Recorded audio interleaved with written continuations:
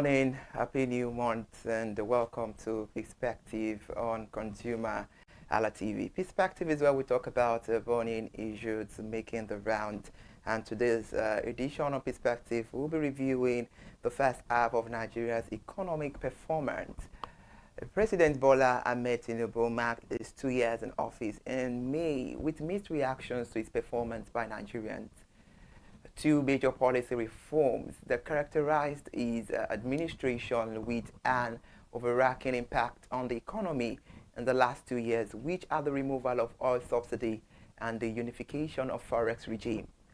The development immediately led to high manufacturing costs, hyperinflation, and lifestyle adjustment for Nigerians. However, Nigeria's economy performance in the first half of 2025 seemed to have shown positive signs, with gross domestic product growth estimated at 3.7% and a stabilization of the foreign exchange rate.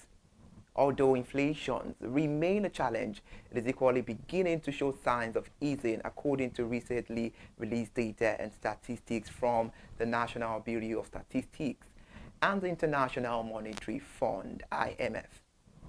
The NBS released figures and said Nigeria's gross domestic product grew by 3.13% year-on-year in real terms in the first quarter of 2025. The growth also showed a remarkable improvement from the 2.27% growth recorded in the first quarter of 2024 and reflected the continued resilience of the economy underpinned by strong performances in the services and industry sector. The International Monetary Fund has also projected that Nigeria's economy will grow faster than that of the United Kingdom, UK, and several advanced economies in 2025, following an upward revision of the country's gross domestic product growth forecast from 3.0 to 3.4%. The revised projection was contained in the IMF latest World Economic Outlook report released on Tuesday, the 29th of June 2025, and it marks a 0.4 percentage point increase from the fund's April 2025 estimate and places Nigeria ahead of countries like the UK with 1.2%, Germany with figure 0.1%, and Canada with 1.6%, and the United States with 1.9% in terms of expected economic expansion. The report comes on the heels of a rebasing exercise conducted by Nigeria's National Bureau of Statistics (NBS), which updated the country's GDP to 372.8 trillion, equivalent to $243 billion in 2024, from 314.02 trillion in the previous year. However, the recalculation was attributed to the inclusion of a broader range of informal sector activities. Despite the upward revision, however, Nigeria remains the fourth largest economy in Africa, behind South Africa, Egypt, and Algeria. Some positive development in the economy first half of this year 2025 include the gross domestic product growth of 3.7% compared with 3.40% as of June 2024. The exchange rate, however, stability following the adoption of the unified exchange rate between the official and parallel market, moderating inflation from 34.3%, that is 34.3% in March, to 22.97% in June, and the increased crude oil production to over 1.5 million barrels per day as at June. The ICT and manufacturing sectors have equally shown strong growth, while the Nigerian market have thereby sustained a bullish path for the past 6 months. The Nigeria exchange was reported to have gained 22.14 trillion in market capitalization in the first half of 2025, pushing its valuation to 85.46 trillion, driven by investor confidence strengthened amid macroeconomic conditions and corporate performance. And now to talk today about its development and more insight. Join me as I welcome Mrs. Matilda Ade Falujo. She's an investment research analyst of Meristem Securities Limited. Good morning, Mrs. Matilda. Mrs. Matilda, good morning. Okay.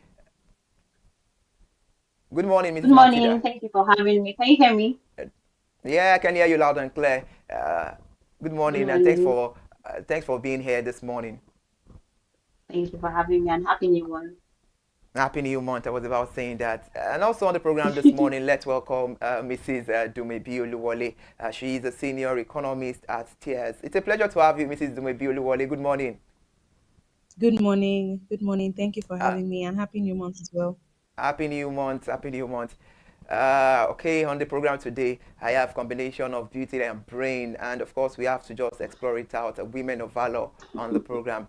Without wasting so much of our time this morning, let's get on to the conversation this beautiful morning. Starting with U-boats, how will you assess the current economic development in Nigeria in the last 2 years?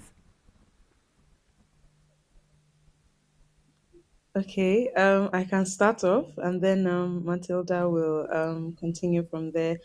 I would say it's been a period of obviously reforms, and more importantly, a significant shift in the Nigerian economy, from where we're coming from some 8, 10 years ago and today. So there has been a very stark difference in certain economic structures, starting from the foreign exchange markets, to the downstream petroleum sector, to the central bank as well. So there has been a lot of change, and we're seeing a lot more positive responses from the international community regarding some of the necessary changes that Nigeria has made. In terms of the consumer aspect, we do know that some of these changes have been very painful. And so we've seen a huge change or huge spike in commodity prices, um, that have impacted, household income, living standards. So I'll say pretty much there has been a lot of, change in Nigeria's economic structure, and we're in a period of, again, change, reforms, just before we get into that point of, economic stability and then transformation. Mm. All right. Okay. Interesting one there. Mrs. Maltida, are you in? What's your take about what Mrs. Dumebi just said? You're I aligning mean, with her. just like she has said, I think that in the last 2 years, we've mostly had something I'll call a necessary reset, where, although painful, so many reforms have been undertaken. We've seen removal of fuel subsidy, we've seen even tighter monetary policy, stance by the monetary authorities, floating of the naira, different things that, initially and also to the consumers, they felt painful. They felt like they squeezed the wallet. But just like you maybe said, they are necessary. They are they are necessary. I would say actions that are needed to stabilize macro fundamentals. Um, we also saw inflation, increase, spiked so much, and food inflation also hits like very painful levels. And you see it in the day to day. Market prices have doubled, transport fares have jumped, as a result of these different reforms. But I think that it's just a necessary step to where we ought to be, or where we are trying to get to in terms of stability. So yeah, I believe that we still have a long way to go in terms of ensuring that all of these different actions culminate now into something that is visible and I would say enjoyable by the consumers at the end of the day. Mm. Right. That's also an interesting one. Now let me turn to Mrs. Dumebi Oduwole. The IMF recently increased the economic outlook of Nigeria. What will be the implications of these for Nigerians at large? Mrs. Dumebi, over to you now. Yeah, so I think I think first of all, it's extremely important for us to know that a lot of times when these changes are made, there's no direct impact, right, on consumers, at least at the first glance, because this is pretty much just a signaling change, right? And just based off of everything we discussed earlier in terms of the change in Nigeria's, macroeconomic structure, in terms of the policy environment, how that has how that is starkly different from where we're coming from. All of this has fed into investor sentiment, has fed into business sentiment, and to some extent even consumer sentiments, right? And that's what exactly the IMF is feeding off of, because they have seen over time, at least with the last 2 years, that we're taking up the necessary changes that should positively impact GDP growth in the near term, right? And that's exactly what they're feeding into. That's exactly the sentiment that's feeding into the upward revision. Now, whether or not that is going to have an impact on consumers, um, is going to obviously take some time for that to manifest in terms of like improved standard of living. And by improved standard of living, pretty much we're looking at reduced costs, right? So before that is going to obviously materialize, it will definitely take some time. But what this has done is that it has somewhat the IMF has somewhat supported what Nigeria is doing. And what that will do eventually is considerably put Nigeria in a good standing with international investors, right? Because if the IMF says that this is what is likely to be for the Nigerian economy, and this is also somewhat backed by the World Bank, which are very strong multilateral investors um, and lenders for developing and emerging markets, and their say so usually would somewhat support or provide some rally in terms of Nigeria maybe deciding to say raise an additional bond, or maybe go into the international debt market again, or just pretty much investors that have been interested in Nigeria, just kind of that will obviously just support their decision to bring in capital. So it not until that begins to happen and the chain reaction is the IMF has revised Nigeria's GDP growth upwards. Investors are incentivized to bring in funds into Nigeria. They eventually do so and say they invest more in, for instance, let's say the agricultural sector or the manufacturing sector. That then eventually would lead to an increase in employment, an increase in output that would further support, output growth, reduce prices in commodities, support the exports, support and uplift the economy. But then again, this is not something that would happen in just 1 year, right? We're looking at a period of 3 to 5 years for it to eventually like manifest and people begin to really feel the impact of large scale capital coming into the country. Mm. All right, that's an interesting one. Well, answer the question the other minute. You said investors are being trying about bringing funds to Nigeria with other development. In this perspective, what do you think the government needs to do more to realize that the project growth by the IMF needs to come up better? I mean, it starts off with commitment to just doing the right thing. I would say that in terms of the fiscal space, we have seen certain changes in terms of government spending priorities, right? We've heard a lot of infrastructure development projects coming up with heavy focus on road and rail infrastructure. But there's a lot more that still needs to happen, right, for investors to really know that Nigeria is really ready to do business. But that does not sideline the fact that, in terms of policy signaling, we're somewhat doing the right things. A very good example is the recent tax reforms that was signed into law. That alone is a very good signal for investors to bring in capital, right? Supported by what the IMF is now doing, saying that, oh, Nigeria's GDP is going to expand. And then before the IMF even said that, there was an upward revision from one of the credit rating agencies, and putting all of that together, that just signals to investors that, Nigeria is somewhat getting into the game again.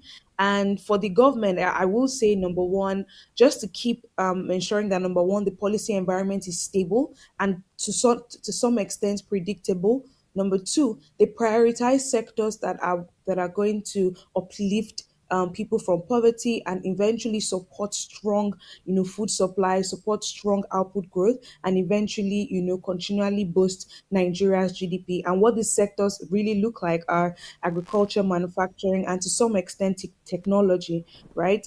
The other aspect of it is strong support for small and medium scale enterprises. And the reason why this is very important is because, like most developing nations, SMEs contribute over 30% to Nigeria's GDP and employ over 80%, right, of Nigerian workforce. So if those small to medium scale enterprises are suffering, maybe from the reforms or whatever the case may be, their ability to scale, their ability to employ more, it becomes handicapped, right? So extreme or extreme support from the government or aggressive support from the government in that regard will be very, very good. The final thing as well is budget priorities, right? We still haven't seen that significant push or significant change from the government in terms of their mindset towards government spending. And what that looks like is we're still seeing very high focus on recurrent expenditure. And even the content of recurrent expenditure is still cause for concern in the eyes of investors.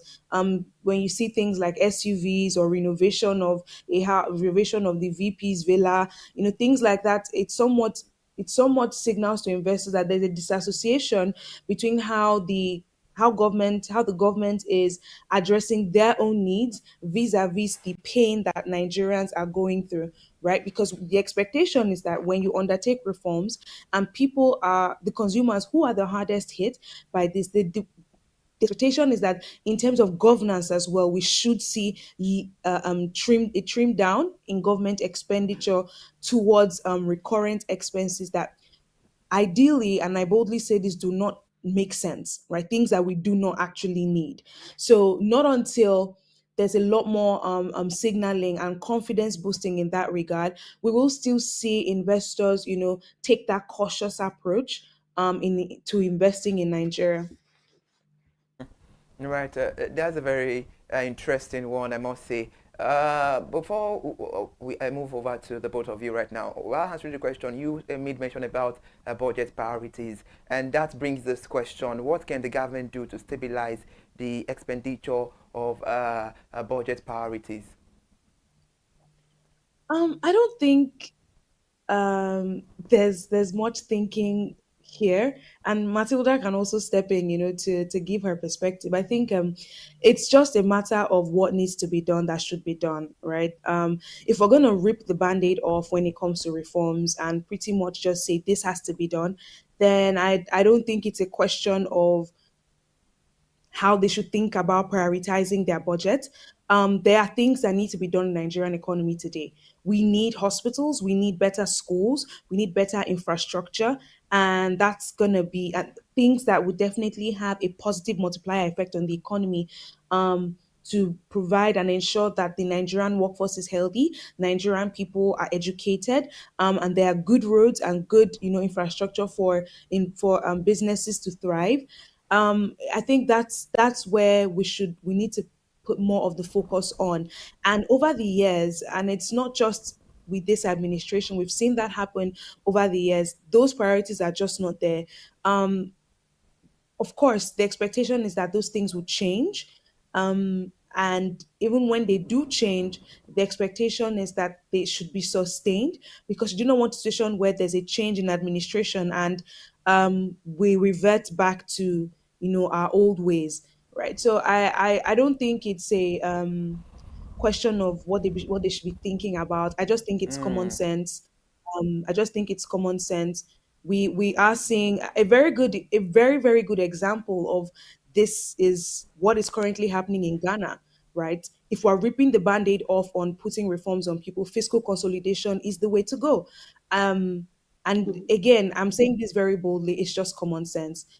There's really not much to talk about here on what the government should be thinking about and what exactly we should be doing. Like I mentioned, one of the reasons why we have this large trust deficit between the government and the people is because the people do not think that the people that are in places of authority for them really do have their best interest at heart, right? So while on an economic level, on a macro level, we are doing the right things, on a people level, right, it doesn't feel that way because um you still see, government authorities traveling to the UK for medical care. What does that signal to the common man, right? Um, these are some of the things that I think that will show investors and will show the larger business community and also show consumers that, oh, the government wants to do the right thing for us. By the time they start seeing, they're investing in hospitals in certain areas, state governors are investing in proper schools, proper education facilities, uplifting the educational curriculum to actually capture the current skills that exist today in the world. It's again, just so I don't really go on and on about this. I just think it's common sense. Mm. Yeah. Okay, now, Mrs. Matilda De Falujo, are you in alignment with what Mrs. Tumebi Olwole is saying, talking about the budget priorities? Yeah, I mean, I totally agree with her. It's not about what the government should be doing. It's about what they ought to do. Like what is their mandate? What are they prioritizing? In economics, you hear things like economic output and economic growth is not necessarily about the numbers. It's not necessarily about GDP is better, GDP is 3.13% or is growing at 3.13% from so number last year. It's more of how is this trickling down into the welfare of citizens. Like it's welfare economics right now, not just numbers. I always like to talk about the marriage between numbers and narratives. Like how is this number on paper translating into my welfare? How is it making me better? What impact does it have on my pocket? So the government, I believe, should not really be chasing, oh, let's make inflation better on paper. Are prices better? Are prices better in the market? Are they actually lower? Can my wage, my salary, can it actually buy what I used to buy 2 years ago, 3 years ago? So those are things that I believe that should be at the forefront. So even in the planning of the budget, we should be seeing more of capital, infrastructure development rather than focusing so much on what is recurrent and does not necessarily translate into as much value, right? Unemployment is high. However, you look at it, there are youth that are still unemployed. Sustainable growth, I don't necessarily think is as sustainable as it ought to be. So while yes, on paper there is, I mean, the government is doing a lot, and it looks like they are really, really doing a lot. But how does this translate into value? How does this translate into the welfare of the common citizen? I think these are the things that we should take care of. Even if we are even looking at metrics, these are the things I believe that should be um metrics to actually know if the government is doing what it ought to do. That's Sorry, just to perfect. I even mean, piggyback of mm, what Mm, Matilda said, sorry. We have the national income equation, right? Y is mm-hmm. equal to C I plus G Let's plus see. X minus X. Minus And M. pretty much that is output is equal to consumption plus investment Mm-hmm. plus government spending plus net exports, right? Export. Now, on the consumption side, and this is just to help paint a picture of what we're talking about in Yeah. terms of budget priorities and perspectives, and whether these GDP numbers we're seeing really make sense, right? So, Okay. in terms of consumption, our consumption, household consumption, has actually declined on an average level from contributing over 70% to GDP to now contributing less to about 60% right now. So what that tells us is that the equation or the contribution of consumption to GDP, right, has reduced. Investments, that's the I function, right? The level of mm, investments have also declined in the last couple of years. FDI inflows are almost three times lower than what they were in the early 2010s, right? And the quality of investment, right, also plays a huge role in the level of investment we're talking about. So when you say I, you're looking at portfolio investment, you're also looking at FDI, that is foreign direct investment. And the difference is portfolio investments are short term, right? These are investors that come in, take advantage of the high interest rate, take advantage of the stock market, and after three months, 6 months, they pull out their funds. At most a year, right? They pull out their funds. FDIs are the ones that would, bring in the real cash or the strong cash that would be sustained over time, right? So capital that grows pretty much. FDIs are the inflows that will support employment, that will support food supply, that will support exports, right? That's the I function, right? So and in the last couple of years, we've seen our I function tilt more towards short-term inflows, not long-term. So what that tells us is that we're also lagging in terms of the I function. Now, the G function is pretty much government spending, right? And remember, in looking at governance and the political economy, where it intertwines with macroeconomy is the government is a catalyst, right, for economic growth. So if the government is not spending in a way that will be profitable, right, or that would catalyze economic growth, then what that means is that spending is inefficient, right? And we've seen that happen over the last couple of years where our G function is not actually catalyzing growth. What it does is that it just increases money supply because we're spending more on recurrent expenditure, and an increase in money supply eventually, right, increases inflation, right? Because we just have too much money in the economy chasing too few goods. Rather than so what that G function should be instead is the government saying, okay, they're gonna um, um, um, maybe invest in road infrastructure, and before you know it, there's some private public partnership going on there to further take that project to the next level. The government think they're going to support small scale enterprises or even companies within the agricultural space or manufacturing space to further again catalyze growth in that sector. So we haven't seen that ideology manifest in government spending, right? So that's why this conversation around budget priorities is extremely important because, again, government spending should be a catalyst to further nudge the I function. Remember the stable I function, FDIs, right? To improve, Mm. their capital to the economy. So if the G function is not in the Gen Z language, if it's not giving, if it's not functioning, right? Necessarily, you can't necessarily expect the eye function to come in well. You will see more of the Mm. short term coming in because they are responding to how the government is spending, right? And all two of them, the I function and the G function, determine how well the C function will perform. Yeah. Mm, that's perfect. With your analysis, that shows that just like Mrs. Maltida Adifa Lujo said the other time, that it's about welfare economics, not just numbers. That's a brilliant one. With the positive economic outlook, now Mrs. Maltida Adifa Lujo, with the positive economic outlook as presented by the indices and the current level of economic well-being of Nigerians, what do you think is the missing link at the moment and we need to get on and act on right now, immediately? No, I think that's even in the midst of our conversation, we've kind of alluded to it. So I think the missing link here is, I would say inclusion. I mean, when in terms of stabilization, trying to control on paper inflation, trying to improve investor sentiment, we've been able to achieve some level of stability with that. But now, how is that translating into how does it bring everybody? What we need now mostly is inclusive growth, which I do not think that we've necessarily got into. When you let's even do a survey. Let's assume that we go to say a Sabo market or a Mount 12 or Ingo market, and you ask them how food prices are actually, faring, how they've been trading. They'll always tell you, oh, dollar is dollar is now much more expensive, and that's the reason orange is now more expensive. So it's not again. It's really not about, yeah, we are trying. The government, I would not even try to downplay their efforts.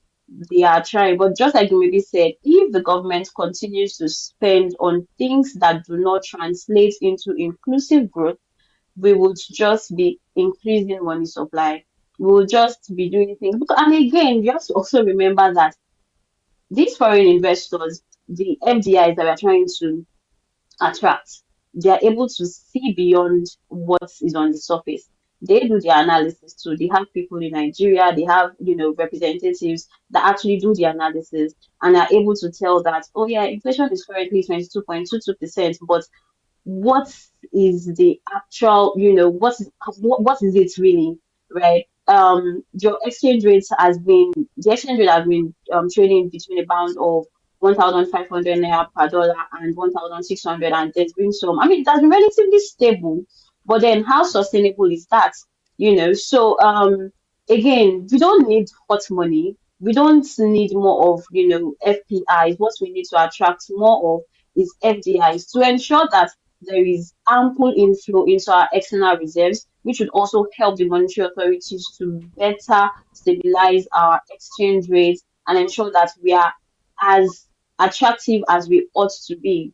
Then there is also how productive are we? It's not just, oh yes, we are attracting FDIs, even FPIs, but what's our production level like?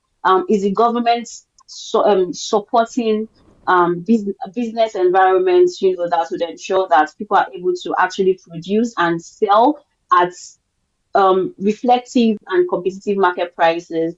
And even when investors come into Nigeria to invest or to even set up shop here, would we have issues of, oh, repatriation, you cannot get your money out at this particular point in time? All of this gets really discouraging. So yes, again, while we are trying so hard to ensure that the numbers are right, there's rebasing going on here and there, rebasing of the GDP, rebasing of inflation, to ensure that the optics are better.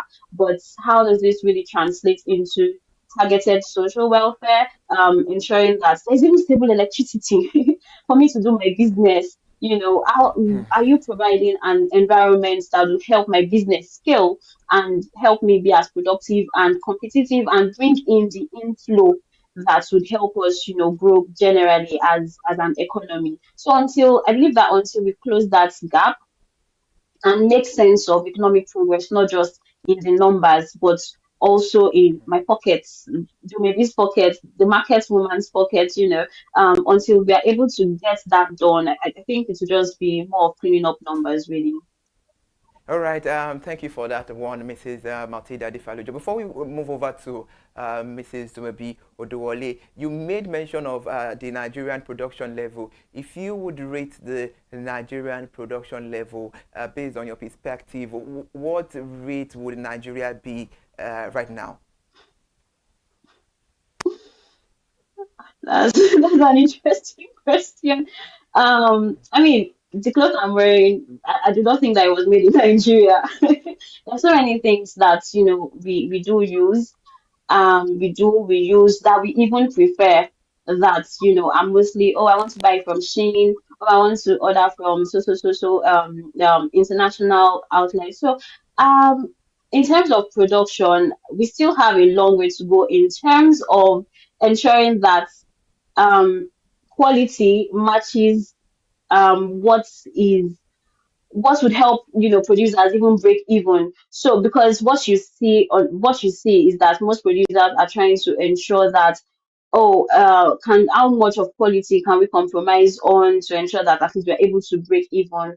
Or, oh, what is, if I produce this, or if we make this locally, how do we now make it so I think there is that mismatch between what the average Nigerian prefers versus what we are able to produce, and at what price and at what rate we are able to sell it right in Nigeria. So in terms of production, Mm. if I am to rate it out of five, I would say two.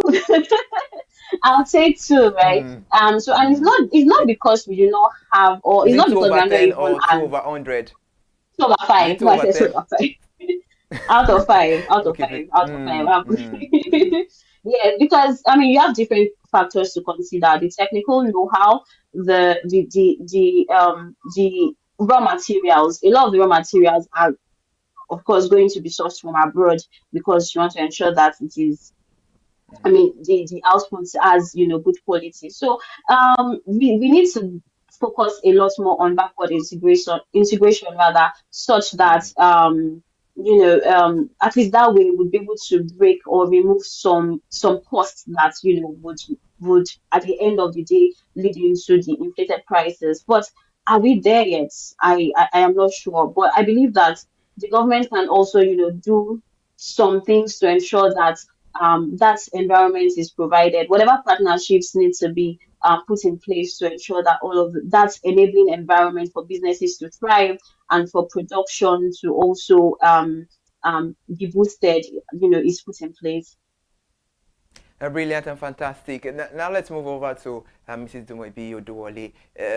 Looking at the current trend in the petroleum sector, with the falling price in the pump price of fuel, would you say Nigerians have begun to enjoy the benefit of the removal of the oil subsidy?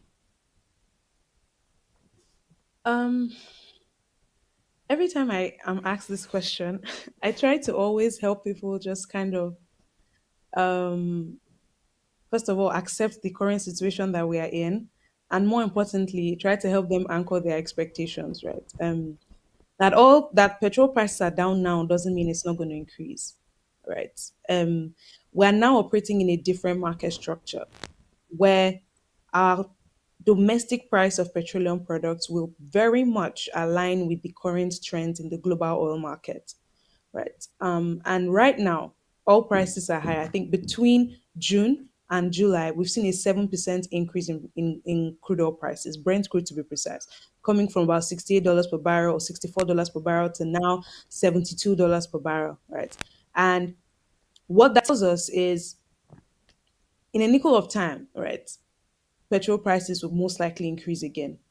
Now, the only thing that I think is very beneficial in this market structure is that number one, as more players get into the market, for now we have Dangote and also we have NNPC.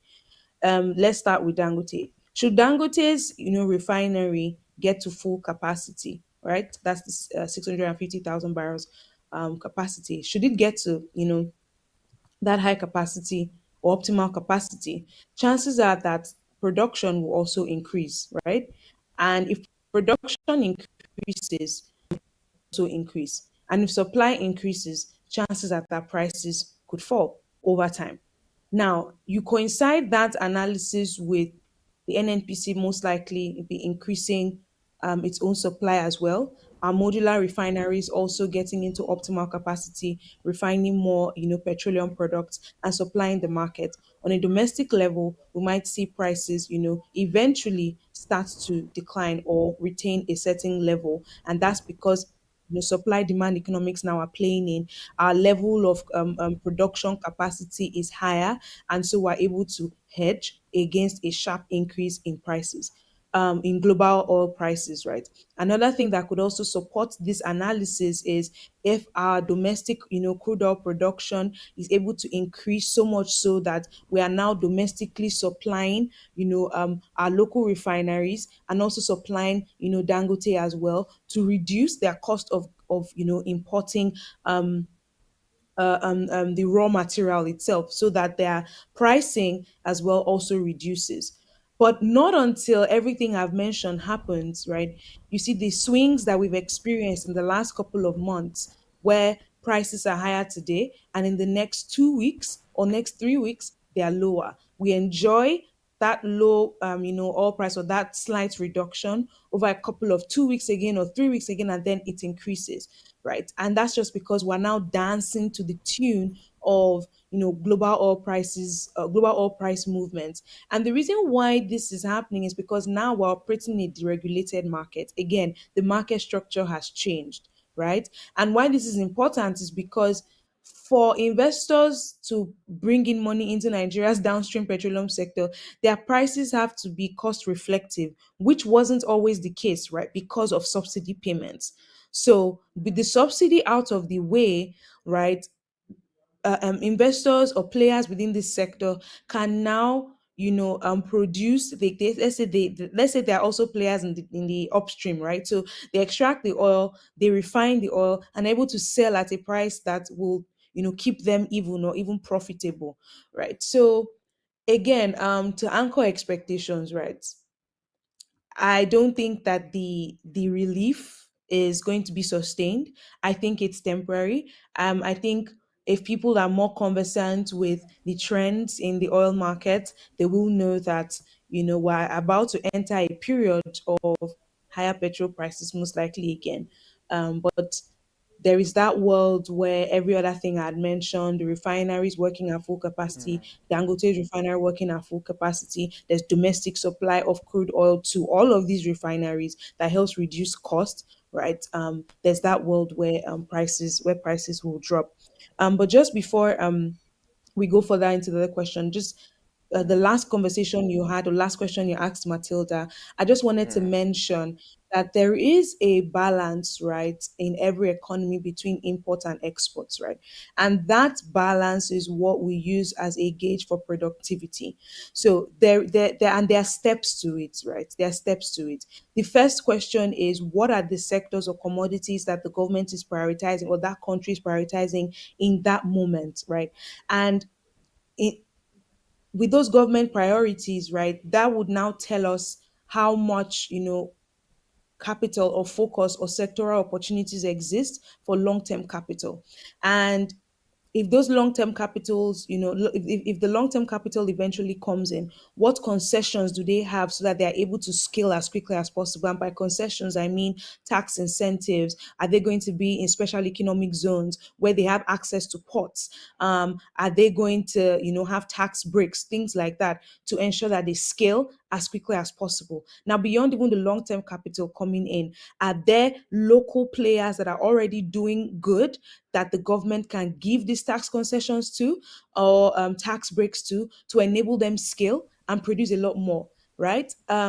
And for commodities, right, we have a very good gauge with our foreign trade. We know where some of these commodities are. There's cocoa, there's cashew nut, there's palm oil, there's sesame seeds, right? And on the mineral side, there's copper, there's lithium, right? On the Mm, infrastructure, on the manufacturing side, right, we know there's a lot of talk around value addition. How are we supporting these, mhm, manufacturers with the machinery to come into the country? Are we helping them build? Are we giving them, let's say, ease of foreign exchange access to be able to bring in those machineries at large quantities so that they are able to scale their production? Or are we giving them the tractors to farm their lands, right? So not until we know those commodity priorities and sector priorities, right, then from there we can now move to where capital should come into, and from there we can now know how production is supposed to increase, right, to know how well we can first reach self-sufficiency in that commodity, where Nigerians can actually consume those commodities and know that prices for these commodities are going to obviously remain at very stable rates or even lower because we produce it a lot more now, right? And then from there, after reaching that level of self-sufficiency, we're able to now export, right, and generate a lot more foreign exchange. So I just wanted to add that context into the productivity conversation, because it's not wrong that we are importing. The problem is that we're importing more than we are producing, and even than we are producing for both self-sufficiency and exports. Thanks for mhm. that addition, Mrs. Matilda Odewale. In reference to what you said, now let's turn to Mrs. Matilda Adefalujo. Let's move into the capital market. The capital market has been on a sustained bullish run for months. What could be accountable for that? Is it a reflection of the national economic fortune or growth? Well, the bullishness that we've been seeing in the capital market, the NGX, basically is a confluence. I mean, it can be hinged on different factors.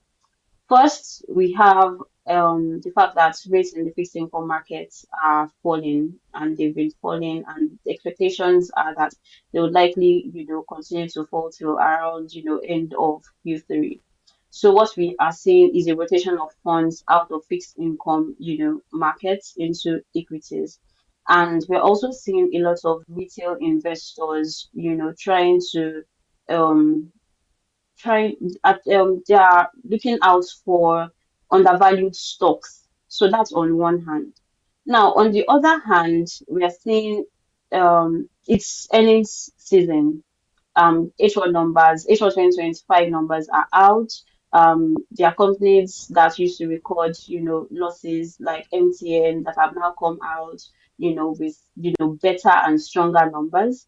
So, and investors are also able to see some of the impacts of some reforms done by the government and the companies themselves, how it is, you know, um, positively impacting the numbers of these companies.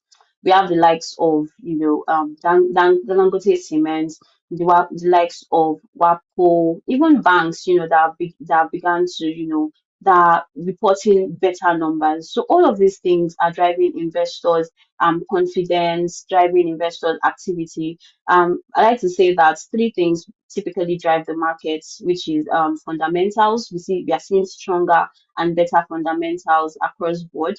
There is also sentiment. What is the pulse in the market like? And one thing that I've noticed that I think that continues to happen in the markets is the fear of missing out. Oh, this particular stock has rallied by 10%. Oh, I don't want to be caught wanting or slowing down or lagging in any way. So we are also seeing that play out too. And then there's also technical indicators or different technicals like, oh, what's the RSI? Has a relative strength index or something, what is it like? What is this candlestick saying, about the market? So those are the different things. And basically I would say that is it a reflection of national economic growth? Partly, yes, because the markets usually prices in different expectations. So I would say that investors are basically, betting on the um should I say the impacts of some reforms, and of course we're also seeing lower inflation. So how lower inflation impacts businesses and ultimately their performance on the NGX. Now, if inflation is lower as it currently is, it is expected that the Monetary Policy Authority, that's the MPC in our case, would likely, hold rates, be more accommodative or even cut rates. Now, when they cut rates, what it does is that, of course, the monetary policy rate is, we call it the benchmark rate. That is the rate from which every other rate in the economy, feeds from. So if that is lower, what this means is that the borrowing cost for different businesses now becomes lower, and we are seeing that also play out. So there is an interplay of better or relatively stable exchange rates and also lower borrowing cost, better the finance costs for businesses, and it has helped them to reduce significantly the losses, or it has helped to amplify their gains, right? And they are also pricing in a better naira. It is forecasted that the exchange rates, if there are no shocks, if there are no surprises in the next 3, 4, 5 months, till the end of the year, that companies would be able to consolidate even better on their gains, like be able to get more and better gains. So these things have been priced in by investors, and we are seeing that boost, in the stock market, and everyone is. If we're discussing this in the office yesterday, and it's, yeah, if you lose, you lose, because a lot of these stocks have really rallied like a lot. Now, is this sustainable? Of course, you know that the stock market is very volatile, right? So it is based on what kind of investor you are. What are you looking at? How are you playing? What strategy are you adopting, to play in the market? Are you here for the long term or the short term? If you're here, to just capitalize on, gains, short term gains, I mean, it's a good time to. I mean, if Yeah. you have not even entered, I think that you might have lost a few, So, right? But what you're saying is, what you're mhm. saying is that the trend is sustainable, and should there be more investment in the capital market at this period? should there be more investments in the capital market? I mean, I think it goes without saying. We're seeing so many retail investors. The proportion of retail investors has actually, increased in the last year, right? So a lot of people are now seeing the benefits of investing in the capital market. We have the fixed income market, which is on one hand, and like I said earlier, we're seeing a rotation of funds because people are expecting that rates will be lower, which means that the rates or the yields that they'll be getting on their investments will be relatively lower than the 22%, 27%, 28% we had last year. So they're coming out of that market, or let's say their funds, I would say, into the equities market, which we're already seeing and been really massive. If I may say so myself, that's been quite massive, and I believe that I mean, there are still companies that are even promising better dividend payments. So I believe that investors would even want to stay to ensure that, they are a part of dividend payments, and it's expected to be stronger and better, right? We're seeing the likes of, some banks. I was on Dangote Cement's call yesterday, and, they talked about the fact that their dividend payments this year would not be in any way lower than what was paid last year. So, things like this and, different expectations are some of the things that are driving activities and the gains that we're seeing in the market. Mm. All right. Thank you for that beautiful update. We have a few minutes left on the program, but this minute let's focus on Mrs. Dumebi Oduwole. The rebasing of the Nigerian national economy pushed Nigeria to the fourth position in Africa. What do you have to say about that? Is it something commendable about Nigeria? Um, I'm not sure. I would say that I'm not sure. I'll mention that there's anything commendable there. Not because the rebasing exercise is not an important one, because of how late it has happened. But I mean, hey, better late than never. Mm. Typically, rebasing should be happening every 5 years, but this is like, I think 14 years after they're about, or so this is an exercise that should have happened. But I guess the most important thing, which is where I think is which way I think the commendation should be coming from, is capturing the informal sector, right, and other aspects of the economy that were not captured before.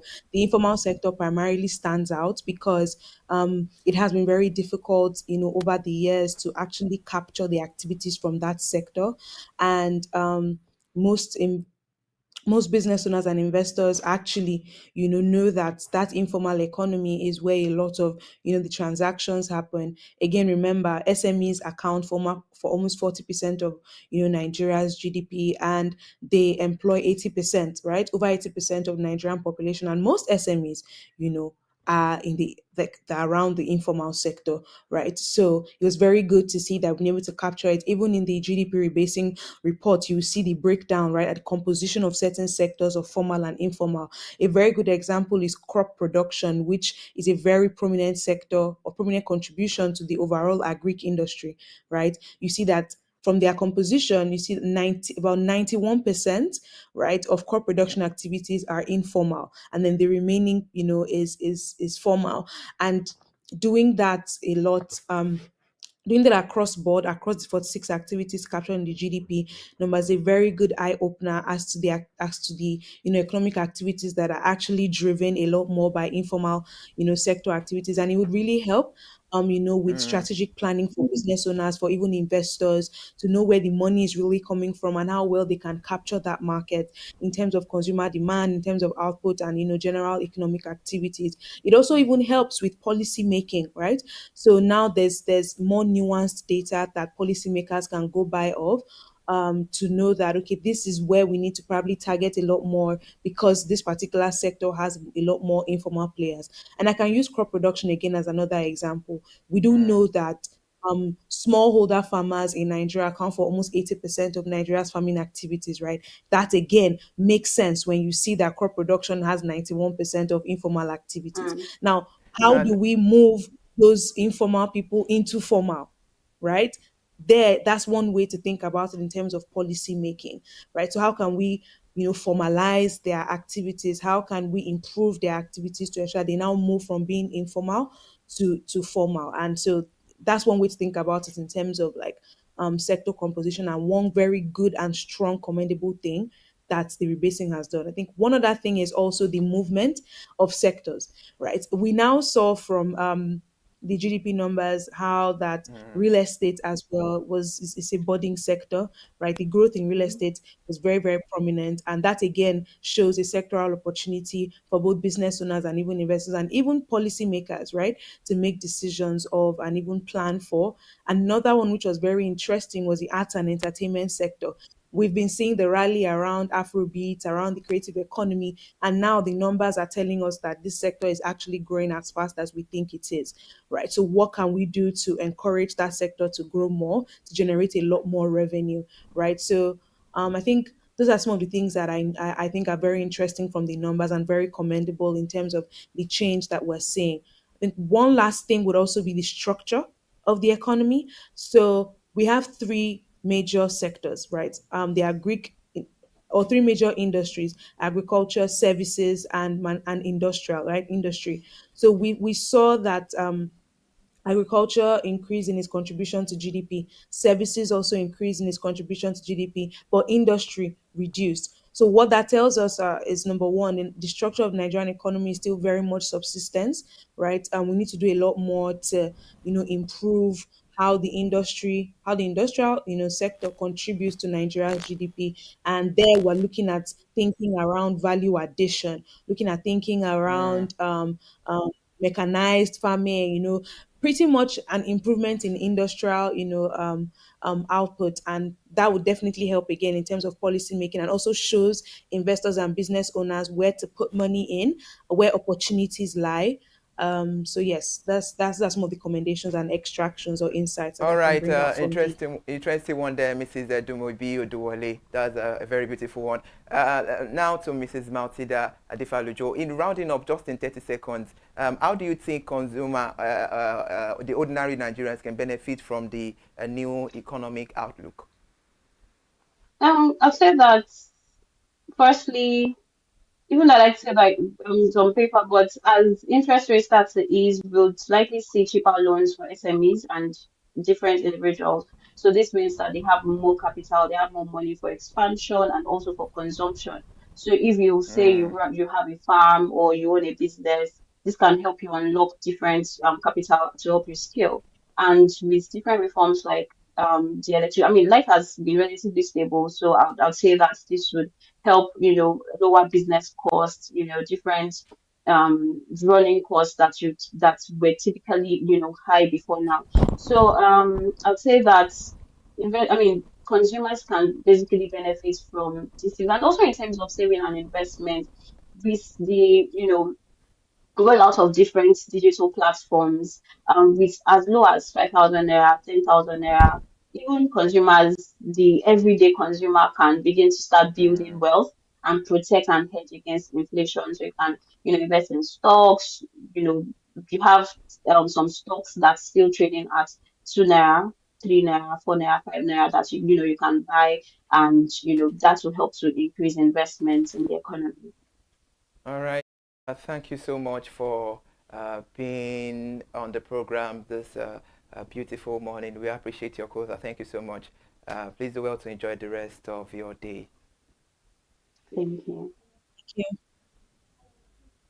All right, we appreciate you. All right, now it's a wrap on the program of Perspective this beautiful morning. Thank you so much for being there with us, and I'm sure the right bodies should make use should make effective and proper use of all the analysis being said on the program. Thank you so much. Another beautiful edition of Perspective.